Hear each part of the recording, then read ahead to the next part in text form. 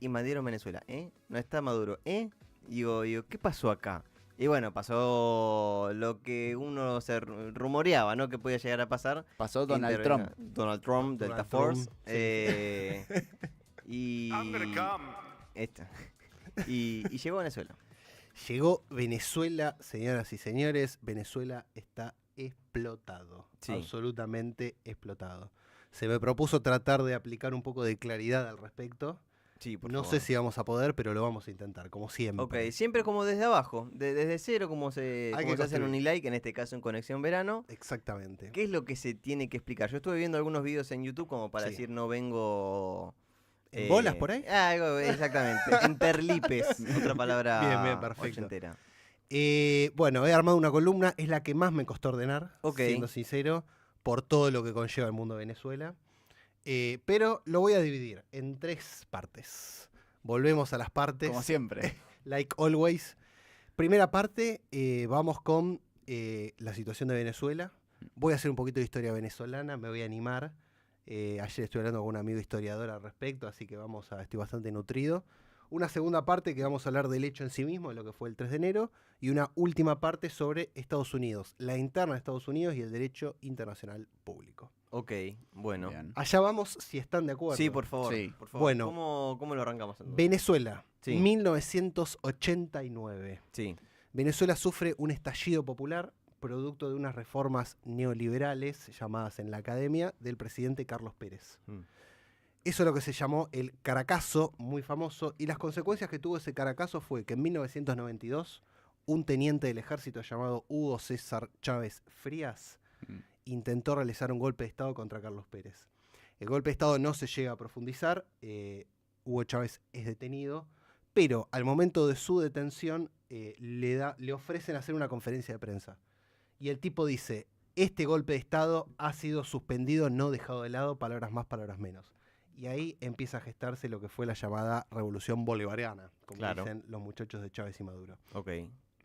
Desde 1992 hasta 1999 la imagen de Chávez crece exponencialmente. Venezuela también hasta la década del 90 se fue alternando entre 2 coaliciones el gobierno.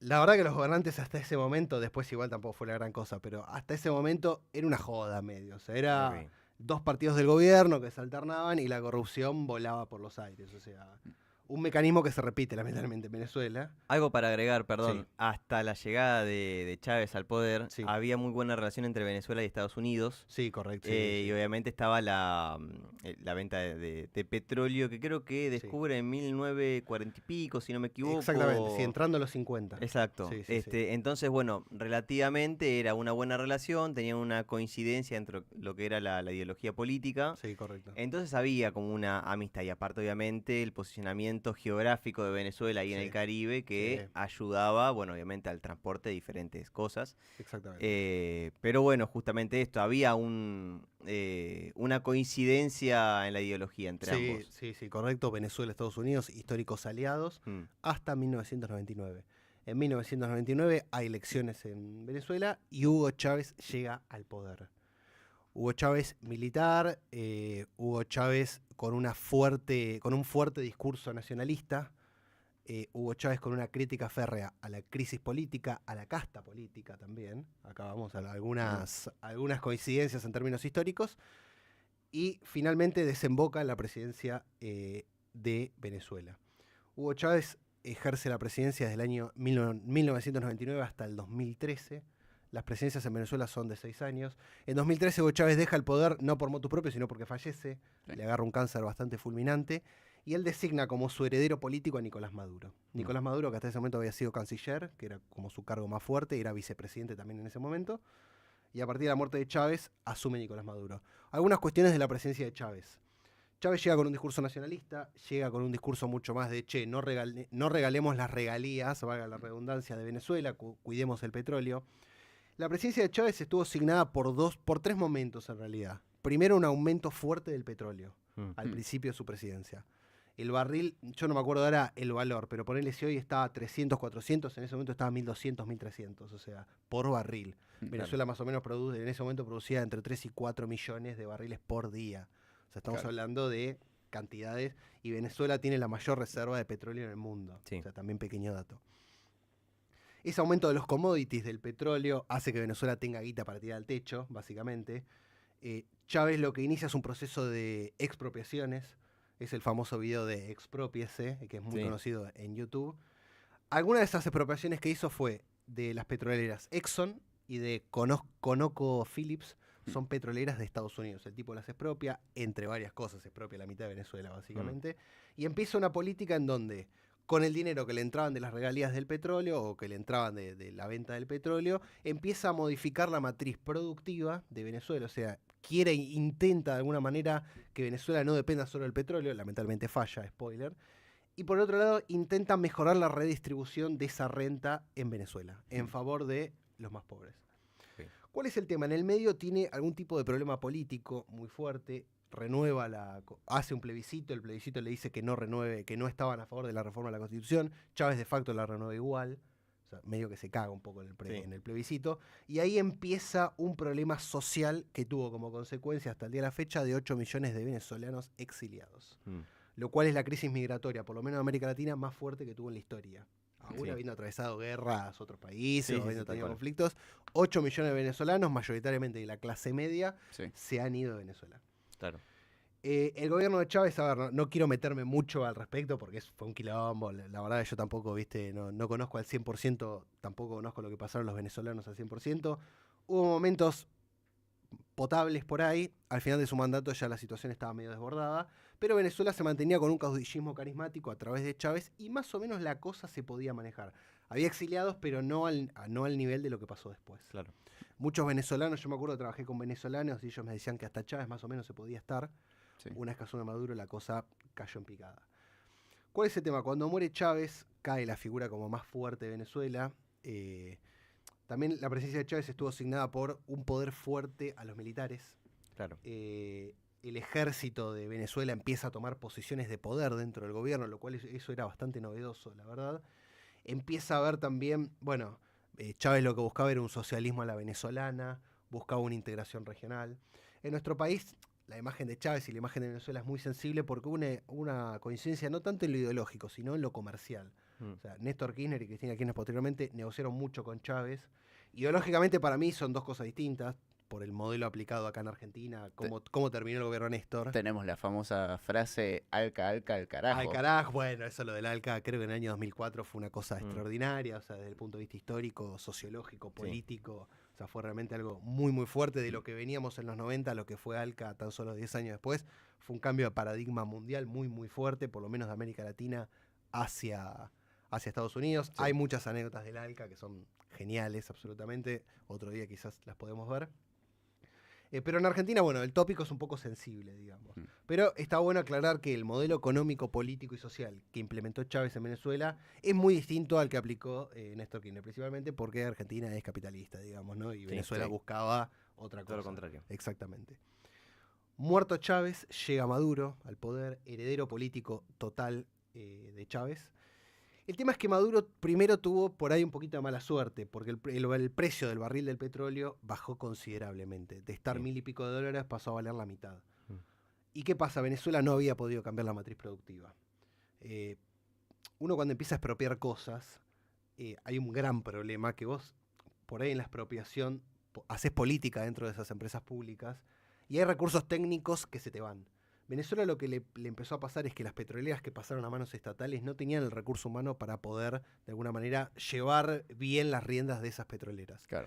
Entonces, ahí empezó un desbarajuste absoluto y total. O sea, las empresas petroleras empiezan a caer. No hay otro, porque la verdad que Venezuela no tiene, por ahí turismo con la isla Margarita, pero no hay otro factor de ingreso fuerte del Estado. Empieza a depender estrictamente de Rusia, empieza a depender estrictamente de China, empieza a depender de Irán posteriormente, empieza a buscar aliados de esa manera. Obviamente hay una retórica contra los Estados Unidos muy, muy fuerte con la expulsión de los embajadores y de las credenciales diplomáticas de Venezuela. Ponerte, la verdad, en contra de Estados Unidos, estando a 4.000, 5.000 kilómetros, tiene sus complejidades comerciales también. En el medio, Chávez que hace el nexo con Cuba. Bueno, el Que nexo antes no con Cuba. estaba, antes. No, el nexo.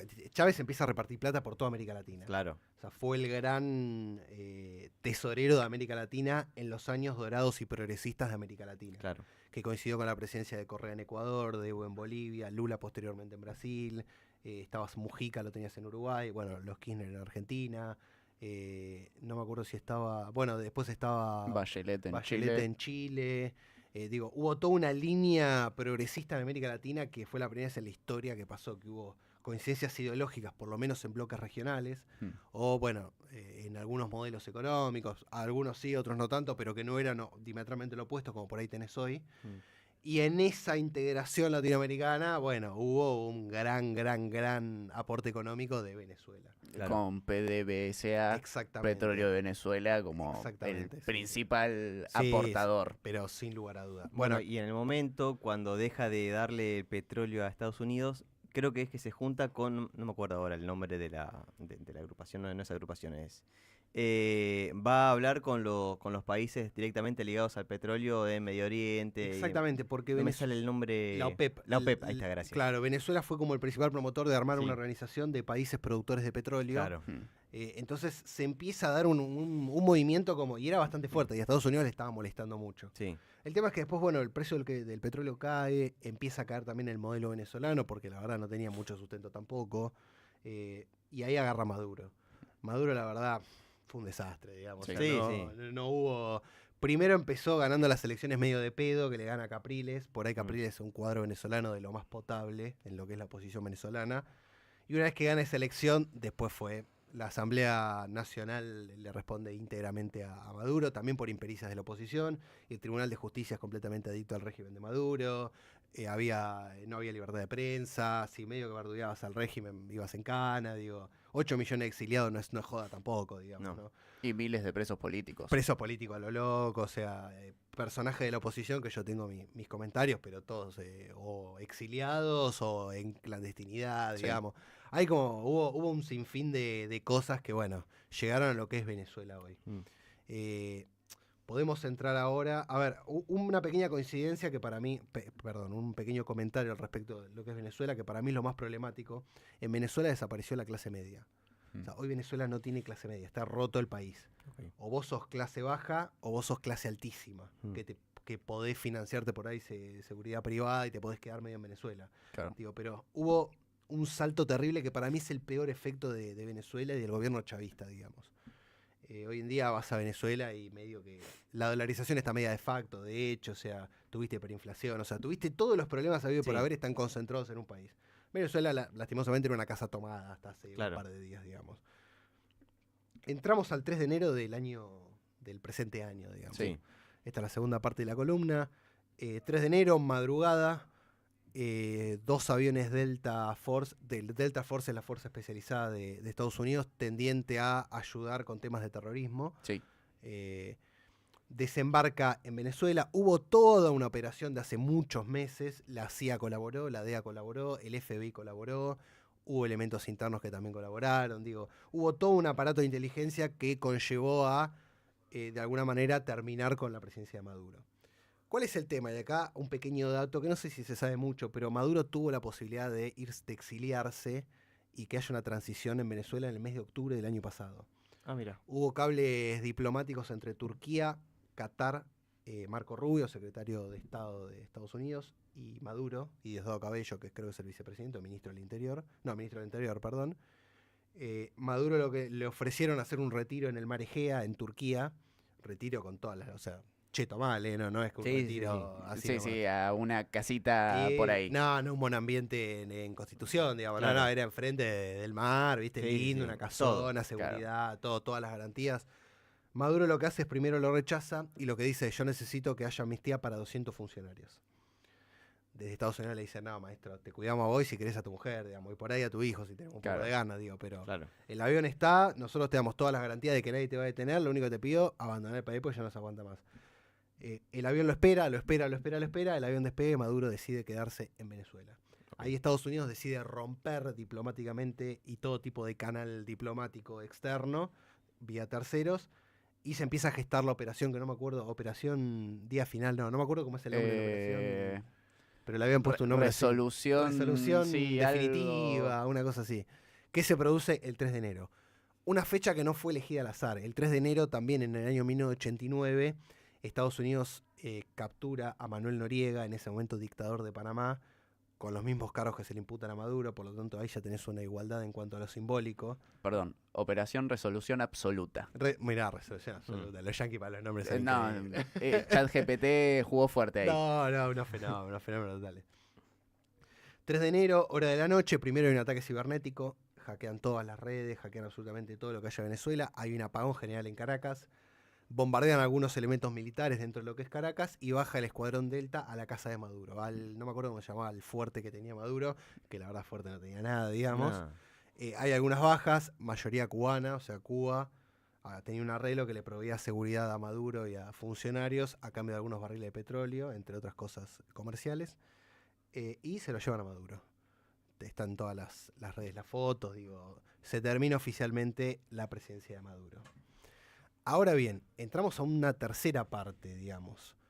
¿Cuáles son las causas o consecuencias? Primero vamos a hablar de las causas de por qué Estados Unidos toma la determinación de, bueno, Venezuela en el último tiempo, hace bastantes años la verdad, el tema del petróleo lo estaba entregando íntegramente a China, a Rusia y a Irán. Sí. Trump, consciente de que no puede reelegir, porque solamente por la 22ª enmienda de Estados Unidos, un tema constitucional, puedes tener solamente 2 mandatos. Trump ya es el segundo mandato, ya no puede ser más presidente de Estados Unidos. Por más que no sea consecutivo. No, ya está. Eso Okay. está topeado. Hay algunas maneras que lo puede hacer. Digo, sería un escándalo, sería por lo menos muy novedoso si lo hace. Para mí puede por ejemplo, ser vicepresidente y que el presidente renuncie. Exactamente. Okay. Sí. De hecho, es lo que más se está hablando en este momento. Es muy probable que intente hacerlo. Y para mí, por ahí lo va a intentar en un flash, digamos, porque es Trump y puede hacer básicamente lo que quiere, sí. Porque tiene también la correlación de fuerza, como lo llaman en la izquierda algunos, el concepto de tener poder para hacerlo. O sea, la causa legal, ponele, o la aparente es narcotráfico, digamos. ¿Por qué se le da ese encuadre legal? Porque no es que lo tiraron, buscaron la tipificación legal, digamos, y dijeron Maduro forma parte del Cartel de los Soles. Cartel de los Soles que no existen los hechos, digamos. No hay una organización que se haya autodenominado así. Fue una construcción jurídica que hicieron para darle algún marco legal, digamos, como para decir, bueno, nosotros lo buscamos por esto. Claro. O sea, fue algo mucho más político, jurídico que factible, digamos. A Maduro lo acusa un tribunal de Nueva York por narcoterrorismo, por conspiración contra Estados Unidos, por tenencia de ametralladoras. Hay una serie de cargos que son políticos, digamos, no son efectivos por ahí. O por ahí sí lo son, pero es un encuadre mucho más político, esto desde ya. Hay 2 tesis, digamos. Hay una tesis en donde sostiene que Estados Unidos quiere el petróleo de Venezuela para sí mismo. Y hay una tesis que sostiene que en realidad Estados Unidos no quiere que el petróleo sea entregado a China, Rusia o Irán. Okay. Principalmente yo me embarco por la segunda tesis. Sí. ¿Por qué? Porque Estados Unidos produce por sí mismo entre 13 y 18 millones de barriles de petróleo por día. Y Venezuela por ahí produce entre 1 y 3 millones. O sea, el petróleo de Venezuela, la verdad, no le importa. No es lo que era antes. A partir de 2012-2013 hay una revolución energética en Estados Unidos, hay como un autoabastecimiento muy fuerte.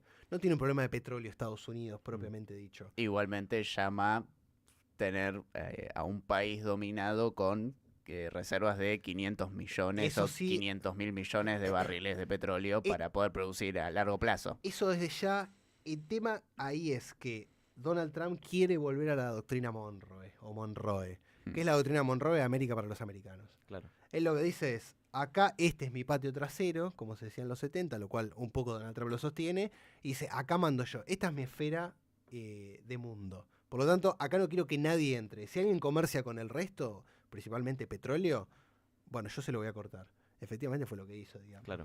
O sea, hoy en día Venezuela, el petróleo, ya los barcos de petróleo, inclusive, bueno, detuvieron un barco ruso ahora. O sea, sí, un barco que salió de Venezuela con bandera de Guyana y en medio de alta mar lo cambió a bandera rusa. A bandera rusa, obviamente lo detuvieron. Directamente lo que se va a proceder ahora es que hay una relación comercial muy fuerte entre Venezuela y Estados Unidos, y todo el petróleo que quiera vender Venezuela se lo va a vender a Estados Unidos. Bueno, ya creo que fue el segundo día, dijo, ya le compramos, o no, nos mandamos a Estados Unidos directamente 50 millones de barriles. Creo sí, puede ser, sí. Así como digo, ya... Había mucho petróleo que no había salido de Venezuela por las cuestiones comerciales y por todo el quilombo que hubo también, que Estados Unidos ya empezó a acercar militarmente a Venezuela hace un par de días, o semanas también. Por lo tanto, había muchos barriles que no habían salido. Bueno, ahora se lo apropió todo Estados Unidos. Dijo, muchacho, esto me lo dan a mí, yo te pongo un poco de plata, o bueno, algunas otras cuestiones. Aparte, perdón, no es que se lo vende a España, Portugal, que están ahí en el medio, y van a Rusia, y van a Irán, justamente los contrarios a Estados Unidos. Sí. Perdón, justo estoy leyendo ahí en la tele que Trump sugirió que podría llegar a viajar a Venezuela. Sería increíble. En algún momento dijo va a ser seguro y va a poder ir. Y después, hablando sobre las causas de este ataque tan inesperado a Venezuela, por lo menos para nosotros, se hablaba mucho en Estados Unidos en los últimos días de, otra vez, el caso Epstein, que había muchos documentos que lo incriminaban a Donald Trump como... asistente participante y sobre todo en casos de pedofilia. Fue también, puede ser una causa para distraer, vamos a atacar a este objetivo que tanto tiempo estuvo buscando Estados Unidos. Ahí me das pie, primero sí, sin lugar a dudas. Me ensucio para ensuciar sería. Claro. Pero Trump aparte es un genio de esas cosas, el circo. Digamos. Sí, y es el dueño del circo, entonces puede hacer básicamente lo que quiera y tiene los medios para hacerlo también. Hay una segunda causa también, porque acá hay una interna dentro de Estados Unidos. Como Trump no puede reelegir, el Partido Republicano está buscando a su sucesor, y su sucesor es J.D. Vance, J.D. Vance en inglés, por lo que tengo entendido, que es el vicepresidente, y el compañero Marco Rubio. Marco Rubio es secretario de Estado, es el ala más fuerte y más conservadora del republicanismo. En esa interna, Marco Rubio sostiene que había que más o menos bombardear Venezuela, pero a gran escala. Y Vance tiene una posición mucho más tranquila de no invasión. Obviamente ahora se plega y no puede decir otra cosa, digamos. Claro. Pero la gran interna era si invadían o no invadían Venezuela. O sea, si sacaban a Maduro o no sacaban a Maduro. Claro. Marco Rubio decía hay que meterlo en cana. Y Vance lo que decía es, yo no la veo por acá, dejen que se desangren solos. Claro. Obviamente ganó la posición de Marco Rubio. La verdad que fue un éxito en términos militares, porque en 50 segundos que saquen un presidente de un país, yo la verdad no lo vi nunca en mi vida, digamos. Increíble. Y habla también de la poca resistencia o por ahí de la infiltración que tenía Estados Unidos en Venezuela. Digo, esto es una cosa, un hecho insólito. Y en esa gran interna que tiene Estados Unidos, bueno, se da esto, que es otra de las causas. Ahora bien, acá vamos a hablar un poco de derecho internacional público, porque muchos dicen, legal, la ONU, En 1648 se firma la Paz de Westfalia, que fue una serie de acuerdos para poner fin a la guerra de los 80 y de los 20 años, pues, si mal no recuerdo. Desde 1648 hasta el día de la fecha, o por lo menos hasta la Primera Guerra Mundial, el mundo tenía un determinado orden. O sea, el famoso orden mundial estaba medianamente determinado. Había un cierto respeto por la comunidad internacional. Había como una integración de la comunidad internacional y se buscaba eso. Llega la Primera Guerra Mundial, explota el país al medio, explota el mundo, al medio. Posterior a ello, obviamente, la Paz de Westfalia se corta y se crea lo que es la Sociedad de las Naciones, que es la predecesora o la antecesora de la ONU. ¿Qué pasa? Segunda Guerra Mundial, falla la Sociedad de las Naciones y se crea la ONU. Posterior a la Segunda Guerra Mundial, se crea la ONU y el orden mundial se repartió hasta el día de hoy como lo vemos.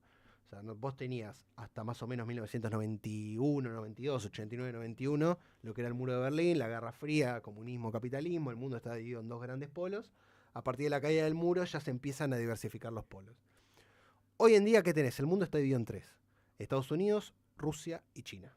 Son las tres grandes potencias. Después tenés alguna como Irán, puede ser, tenés Gran Bretaña, tenés Corea del Norte, que porque tienen misiles básicamente pueden hacer lo que quieran. Y de las tres naciones hay dos que se llevan muy bien y una que está en la otra punta del mundo y que está medio apartado. Exactamente.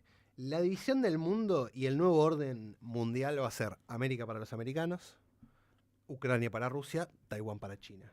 Okay. La división y la cuestión diplomática hoy por hoy pasa por ahí. Nos guste, no nos guste, esto va a ser así, digamos. ¿Por qué? Porque si vos tenés 16 portaaviones y tenés 5 misiles y tenés bomba nuclear, la verdad yo no tengo mucha ganas de discutir, digamos. La verdad es esa. La discusión diplomática ahora, hoy por hoy, es eso. Las consecuencias de lo que pasó en Venezuela, a ver, el chavismo sigue estando en el poder y el chavismo va a seguir estando en el poder. ¿Por qué? Porque los yanquis aprendiendo lo que fue España con el dictador Franco en su momento. Digo, hoy por hoy, todo el músculo de poder le responde al chavismo. Le responde a Maduro, en este caso a Delcy Rodríguez, que es la vicepresidenta, o a Diosdado Cabello también, y al Padrino López, que son como personajes muy fuertes. Estados Unidos lo que quiere es que haya una transición. quiere que... ¿Por qué? Porque si vos metes a Corina Machado o a González Urrutia ahora, yo te puedo asegurar que ni si vienen acá y nos dan una orden, nosotros lo miramos y nos cagamos de risa. Digo, pues no tienen ningún tipo de atisbo de poder, no tienen ninguna construcción territorial. O sea, por ahí tienen poder electoral, pero el poder electoral no necesariamente es poder político. Quizás también el poder electoral era un poco el cansancio del chavismo, Exactamente. madurismo, entonces era como, bueno, votamos a la otra opción que hay. Claro. Exactamente, pero las estructuras de poder siguen siendo chavistas. Claro. Claro. Vos tenés las petroleras, son todos chavistas, todos los ministerios está lleno de chavistas, digamos, la asamblea es chavista, el Tribunal de Justicia es chavista, es todo chavista, todo le responde el chavismo. Por lo tanto, Estados Unidos lo que dice cuando le preguntan sobre, che, ¿le vas a dar el poder a...? No, Corina Machado, no, esto es un tema de fases. Tenemos una fase de transición, de normalización, la segunda fase de transición y la tercera fase de apertura democrática, digamos. Que ahí entraría, bueno, algún opositor venezolano a lo que fue el gobierno de Maduro y de Chávez. Digo, pero hoy por hoy Venezuela lo que está pasando es, bueno, se va a dar una transición, se le va a dar a Delcy Rodríguez, que obviamente ya está pro de Estados Unidos, por supuesto, pero no puede hacer otra cosa también. Sí. Se va a tratar de que paso a paso se normalice, van a volver las empresas estadounidenses a Venezuela, sí. Va a haber una supervisión estricta de Estados Unidos para con el proceso venezolano, y yo creo que de acá a 5 o 10 años la cosa se va a medianamente normalizar. Pero el chavismo sigue en el poder. Lo único que se fue Maduro. Diosdado Cabello es el otro con una retórica muy fuerte anti-norteamericana. Yo creo que le queda poco tiempo. El que está en la policía / militar o era el ministro del Interior? Es el ministro del Interior, Ahí que está. Es militar. Que igual es el que comanda todas las fuerzas bolivarianas, como le dicen ellos. Sí, había visto que había tres casos, esos eran 2, y había un tercero que no me acuerdo quién era, si era el jefe de la policía, algo y por puede ser el Padrino López, como le llaman, o puede ser otro que ahora no me acuerdo el nombre. No recuerdo. Pero son 5 figuras fuertes, sacando al hijo de Maduro, que también es una figura fuerte por ser hijo de, igual, porque no tiene ningún tipo de paper ni nada. Pero la situación en Venezuela es esa, al día de la fecha. Inestabilidad política que Estados Unidos va a supervisar, obviamente la economía destruida que Estados Unidos quiere supervisar, y también hay un factor externo, digamos, que es Cuba. O sea, el gran anhelo de Estados Unidos es quebrar Cuba. Cuando se le preguntó si van a invadir Cuba, dijeron, muchachos, se caen solos, digo, ni siquiera tenemos que invadir, porque la verdad, sin el petróleo venezolano, a Cuba le queda muy poco tiempo. No sé cómo se las va a inventar. El presidente Díaz-Canel, creo que es el presidente actual, digo, pero hoy por hoy a Cuba le queda muy, pero muy poco tiempo. Hago una mención, lo llevo a mi mundo, el mundo de los videojuegos, porque en su momento en Call of Duty Ghost 2013 ya se había hecho una invasión a Venezuela, no por temas estrictamente políticos, sino también por tema petróleo. Se quería formar una gran monopolio de petróleo entre Venezuela, América Latina y Medio Oriente. Y obviamente las fuerzas norteamericanas se infiltran en Venezuela para atrapar a un dictador venezolano que era el que proponía esto. Y cómo todo se empieza a conectar un poco con la realidad en el mundo de los videojuegos. Es decir, ¿esto fue en el año 2013? 2013, 13 años después, estamos teniendo esta situación de Estados Unidos adentrándose en Venezuela, capturando a Nicolás Maduro, llevándolo a la justicia de Nueva York. También esto, cómo repercute llevarlo a un tribunal de Nueva York, que es uno de los más conocidos en el mundo, y que va a estar en la visión de todo el mundo. ¿Cómo puede repercutir esto de tener a la figura del presidente de un país latinoamericano en tu país siendo juzgado por tus leyes? Bueno, acá hay un tema, digamos, del derecho internacional público. Obviamente, están todos saltando y gritando a lo loco, diciendo, che, esto es un desastre total, porque es un presidente que, bueno, elegido democráticamente entre muchas comillas, pues la verdad fue una farsa esa última elección de Venezuela. Más que más siendo un desastre pésimo, termina siendo el presidente de un pero país. Bueno, la propia Venezuela legitima de alguna manera, obviamente, bueno, todos pro Maduro, pero bueno, legitiman la presencia de Maduro, la conducción de Maduro al frente de Venezuela. A ver, desde el derecho internacional se vulneró todo tipo de norma, sin lugar a duda. O sea, no hay una sola norma que dejaron sin vulnerar.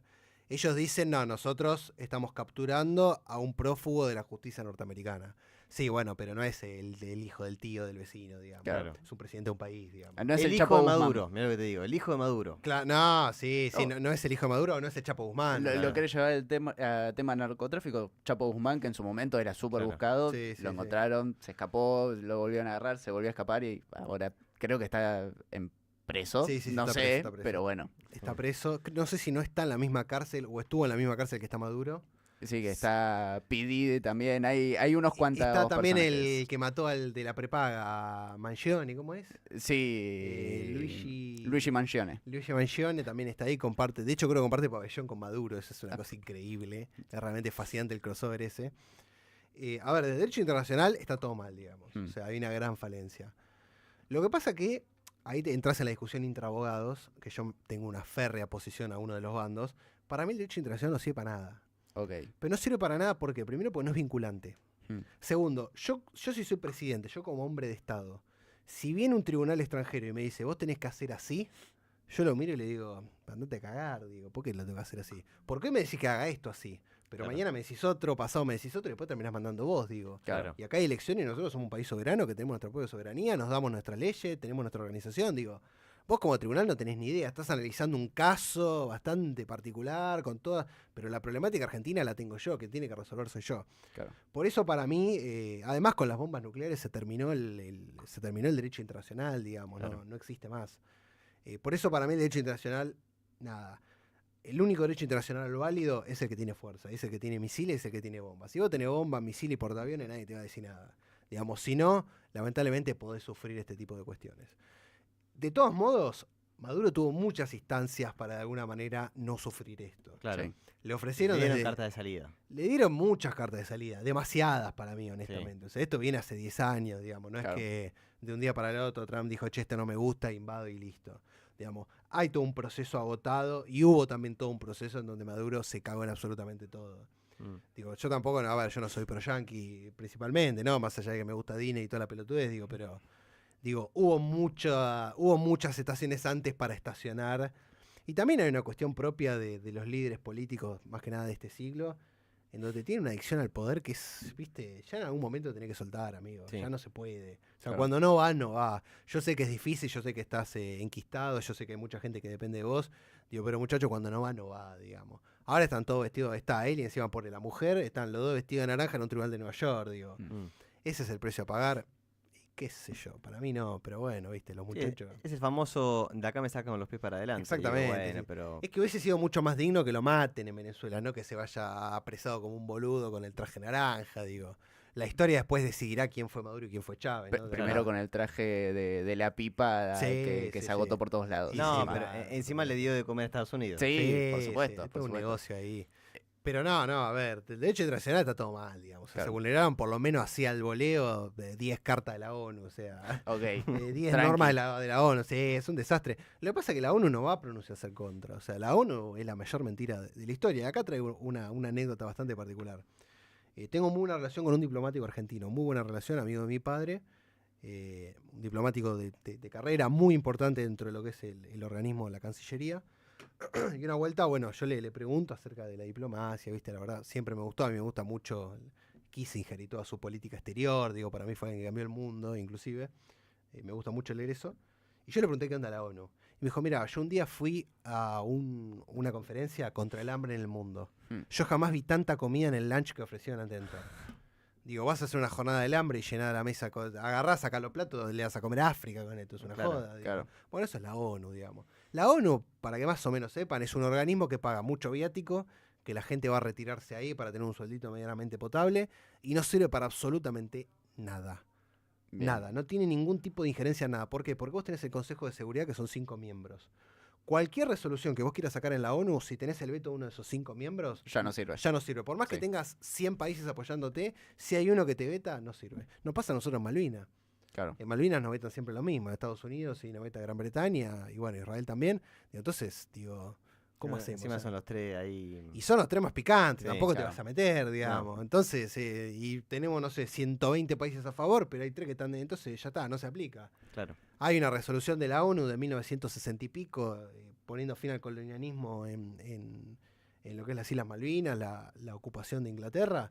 Bueno, nadie lo cumple, digamos, todo le chupa un huevo. Bueno, eso es la ONU, digamos. Claro. O sea, la ONU es impotente de acá a la China, digamos. ¿Cuál puede ser la única chance que tengan de decir, no sé si la ONU o la ONU, de esto está mal, tenés que devolver a Maduro? No, no hay chance. Pero no hay manera, olvídate. Nadie lo puede hacer.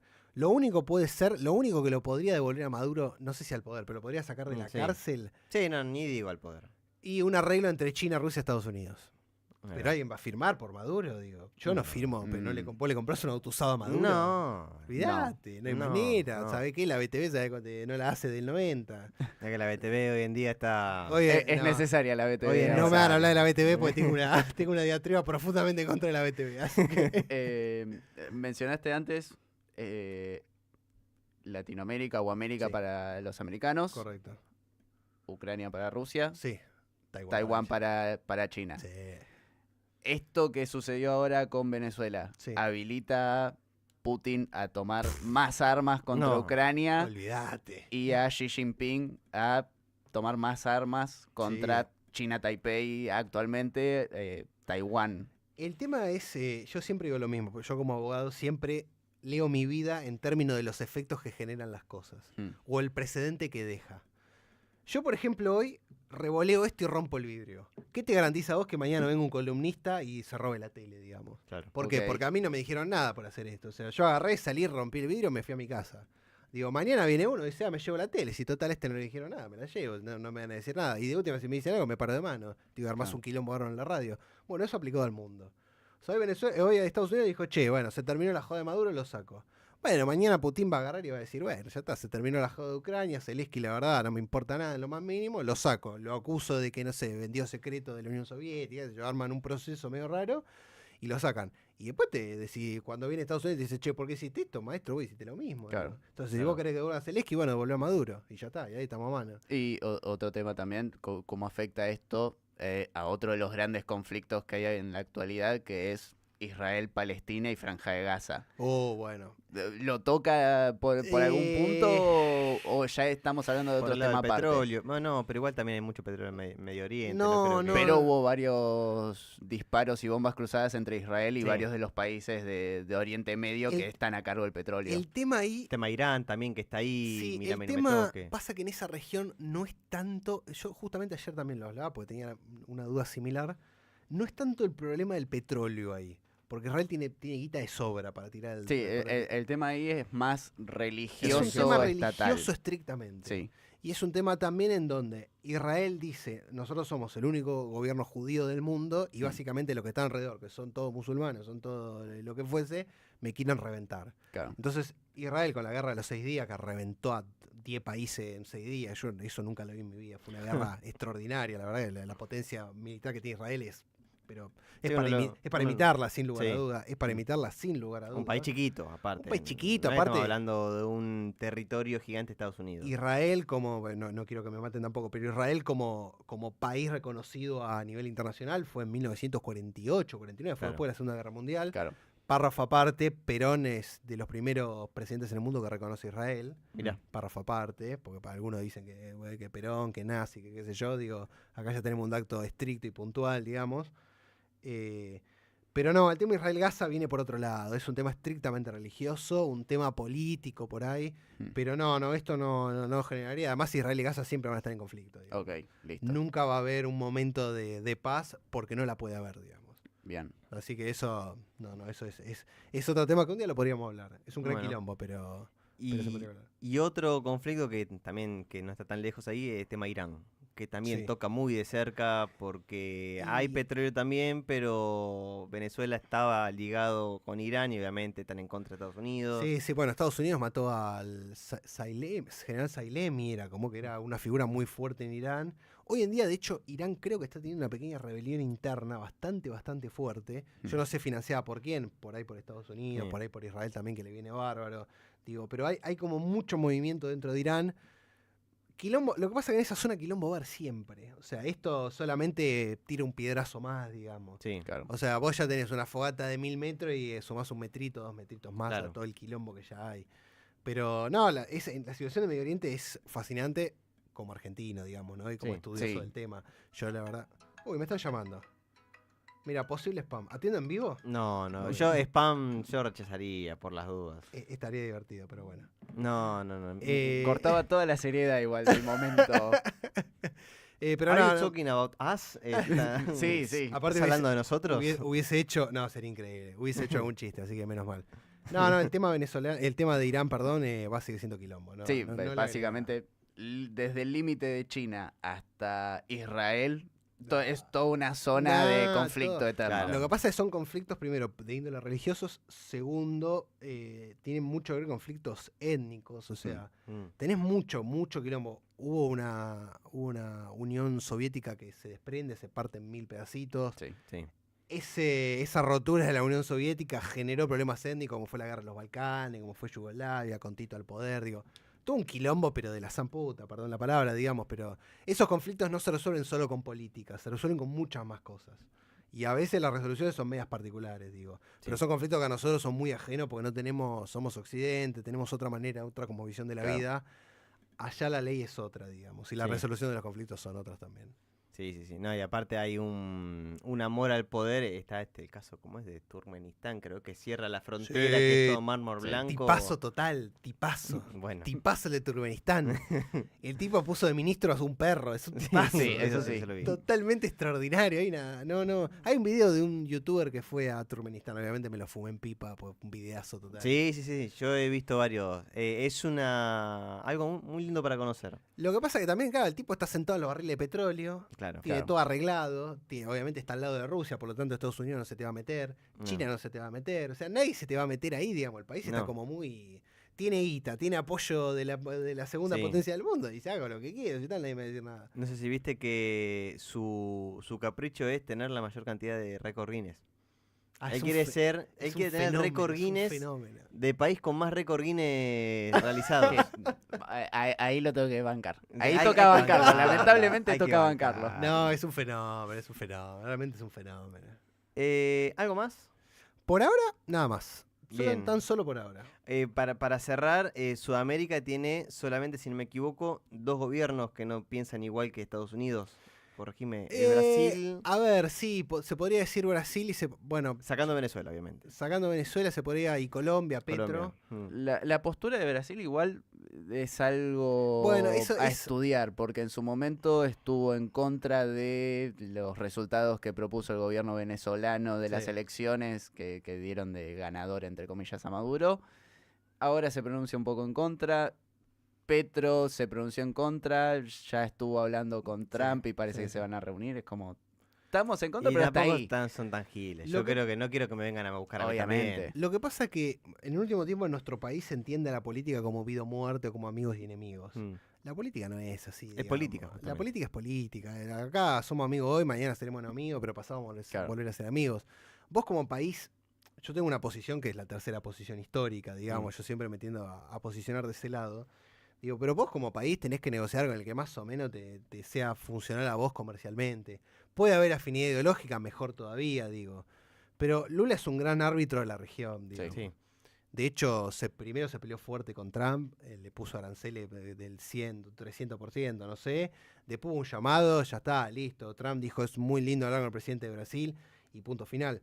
Lo que pasa es que, claro, nuestro presidente se posiciona ideológicamente por todo y es medio, viste, o sea, su política exterior es esa, digamos, posicionarse en absolutamente todos los conflictos del mundo. Sí. Digo, pero la política comprendida por ahí desde el siglo XX y por cómo se extendió durante la mayoría de la historia de la humanidad es amigos enemigos y es más o menos arbitrar los vientos, digamos. Es administrar cómo viene todo.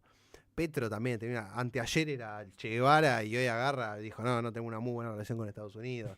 Claro. Bueno, es parte también del tire de afloje. La vida también se maneja por el tire de afloje, policía bueno, policía malo. Digo. Yo creo que encima, hablando caso de Brasil, también le conviene un poco llevarse bien, entre comillas, con Estados Unidos, teniendo quizás al aliado más próximo a Estados Unidos, que es Jair Bolsonaro, preso y que no se le ha aprobado todo tipo de salida de la cárcel para tener prisión domiciliaria. Entonces, como, bueno, me llevo bien con Estados Unidos para que no suceda otro Jair Bolsonaro.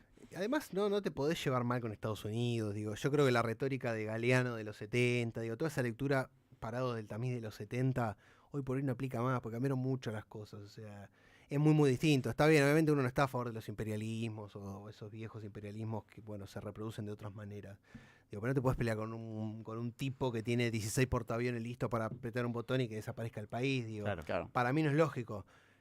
vos tenés que tener una posición de poder y tenés que tener cartas para negociar, que Argentina lo tiene, como lo tiene Brasil también, y en función de eso no subyugarte, digamos, sino que sea una relación comercial. No va a ser igual la relación comercial por las propias dinámicas de los países, digo, no vas a comprar Estados Unidos con Argentina o con Brasil, digamos, pero medianamente tratar de llegar a, che, acá estoy yo, punto final. Lula se posicionó y se impuso, digamos. Lula se pelea con Elon Musk, tiene una pelea con Elon Musk muy fuerte, porque le quería imponer algún tipo de cuestión tecnológica en Brasil, digamos. Y Lula dice, no, esto son las leyes, vos tenés que cumplir la ley brasilera. ¿No te gusta? Andate.